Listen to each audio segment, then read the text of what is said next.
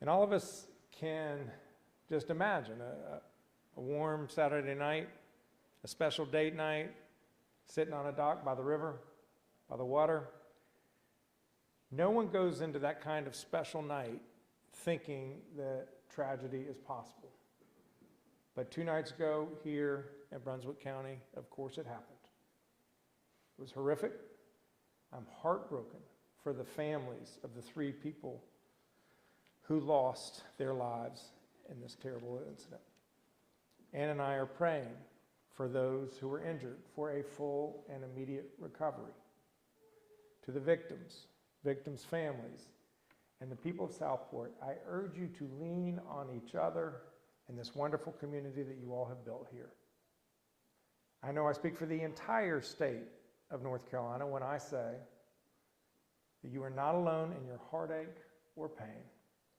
You do not grieve alone. We stand with you. In my faith, it is the community's responsibility to comfort mourners, so we must. And we conclude our mourner's prayer by saying, may the one who brings peace to the universe bring peace to us.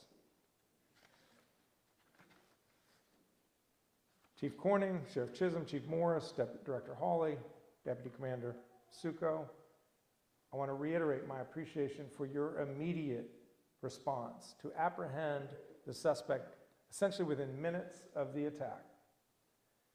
Your excellent police work may have saved additional lives. We will always be grateful for your resourcefulness and your professionalism. I have faith that law enforcement will continue to work tirelessly until the job is done in this case. And the state, of course, is ready to assist in any way possible to ensure that justice is served on behalf of the victims.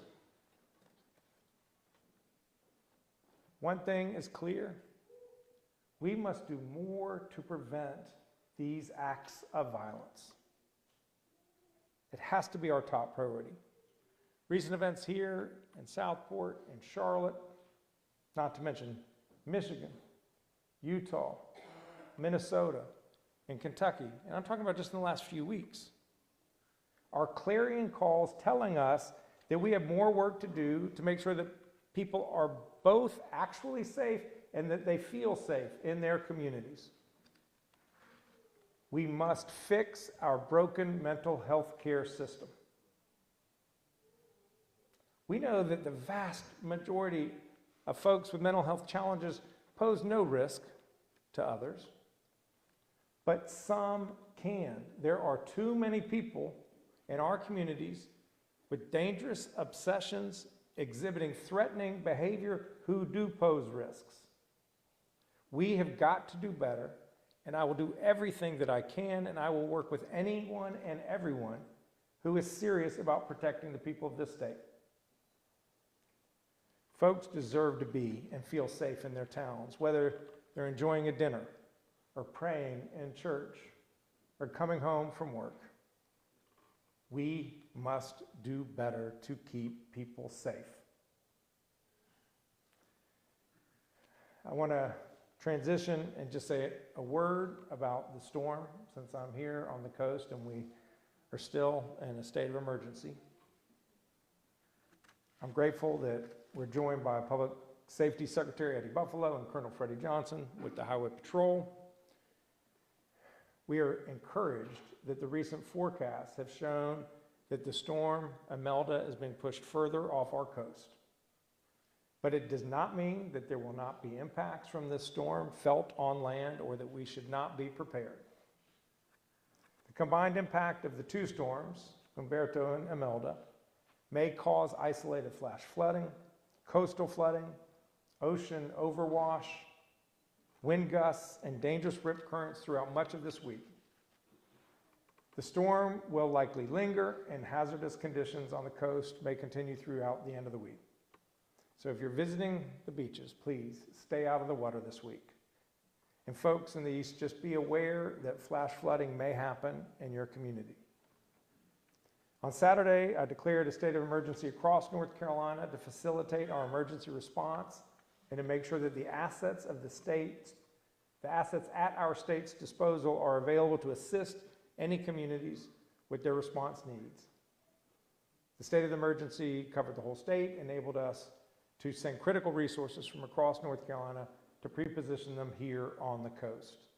We activated our state emergency response team, which is a consortium of the Department of Public Safety, Department of Transportation, North Carolina National Guard, State Highway Patrol, and our local partners.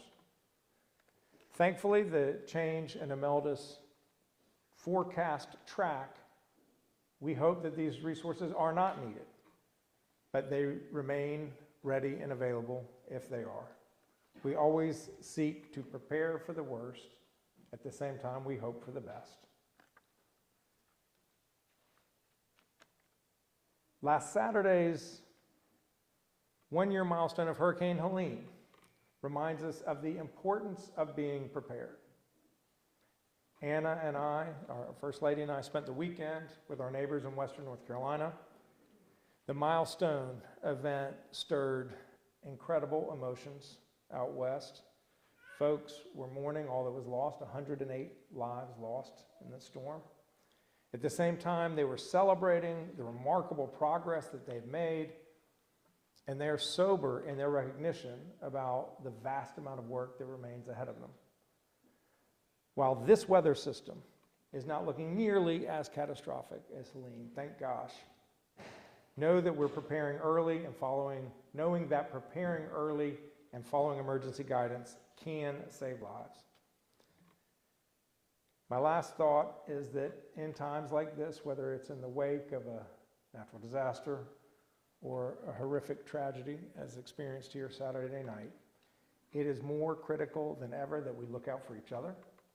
So I encourage you to reach out to your friends, reach out to your family, reach out to your neighbors. Make sure they're okay. Make sure that they have what they need. And we at the state are committed to doing likewise. Thank you. Happy to take questions, and you can address them to any of the speakers. Yes, sir.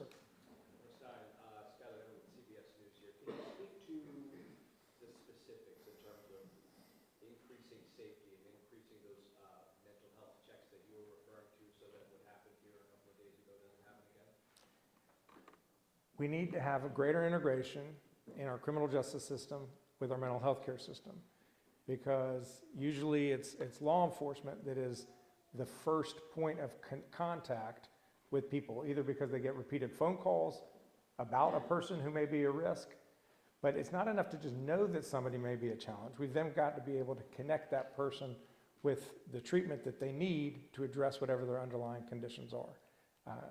There is a great deal that we need to do to improve our mental health care system, and we will be talking more about that in the days to come. Governor, question over here, Monica Casey, WRAL. The crime bill that's currently on your desk, Democrats pushed for there to be a red flag law component to that. Do you think that would have made a difference here? I don't know the specifics of this gentleman and whether there are people in the community who were concerned enough about his erratic behavior to have triggered a red flag law provision. I think it's a good idea. There are people in our community who people know are a risk to others, a risk to themselves, and they should not have firearms. And that's what a red flag law allows, is for a judge, through due process, to temporarily remove dangerous weapons from people who are a risk. I think that this public would be well served if North Carolina had a red flag law.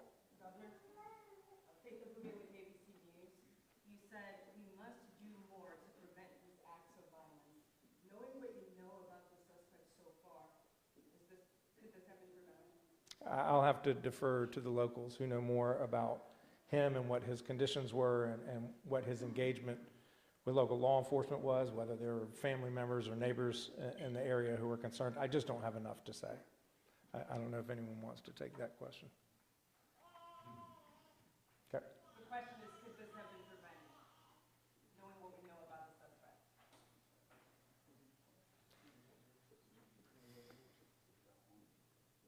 At this point, it's premature. Yes. Brunswick, WCT News. What are the tangible actions you guys are taking today following this incident? We're doing a systematic analysis of our mental health care system and what is needed in order to enhance it so that we have the resources to respond to people's needs. There are too many people who are profoundly troubled, who are obsessed, whose paranoia gets stoked by what they read on the internet every day, and we've got to figure out ways so that those folks don't pose risks to the community. We'll take one last question. Do we expect any new details about the victims today?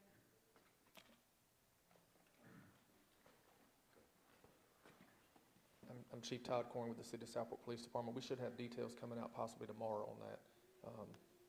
They're still hospitalized. We're still getting information. We're trying to allow the families some time, but we should have another media release coming out tomorrow with additional details. We heard yesterday one of them was still clinging to life. Is that still the case, or have they been upgraded? To my understanding, we do have one that is still very critical at one of our area hospitals. Thank you all. To that, I'm sorry, real quick. To that point, is it possible just to get an update on their conditions overall, those who are still hospitalized? Well, I don't have no details on that. I don't have clearly enough to speak on that. They're at two different hospitals, and I have not had time to check up on them yet. So all 5 are still in the hospital? To my knowledge, yes, the ones that were transported are still hospitalized. Thank you, guys. Thank you.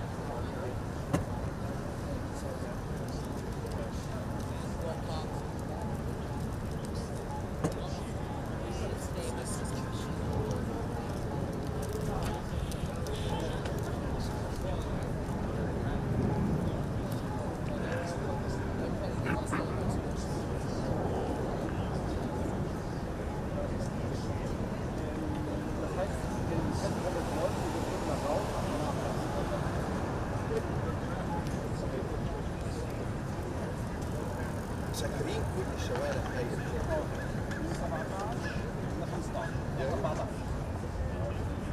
هي اللي بقيت صفت السيارة صفت